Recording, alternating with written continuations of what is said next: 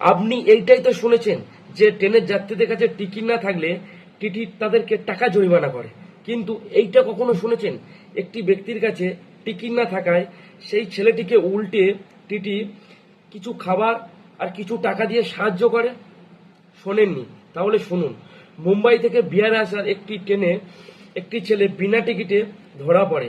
তখন সকল যাত্রীরা ভাবলো ছেলেটির জরিমানা অনিবার্য, কিন্তু ছেলেটির দুঃখের কথা শুনে টিটি সহ সকল যাত্রীদের হৃদয় কেঁপে উঠল।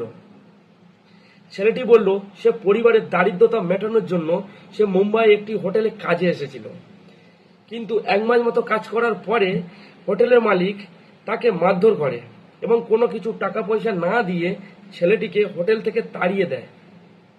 ছেলেটি তাই বাড়ি ফিরে যাচ্ছে। এমন কথা শুনে টিটির মনটা ভরে গেল। সঙ্গে সঙ্গে টিটি কিছু খাবার, একটি জলের বোতল দেয় এবং টিটি চলে যাওয়ার সময় ছেলেটির হাতে কিছু টাকা দিয়ে সাহায্য করে। এমন টিটির জন্য মন থেকে স্যালুট জানায়, যে অসময়ে অসহায় মানুষদের পাশে এসে এইভাবে সাহায্য করে।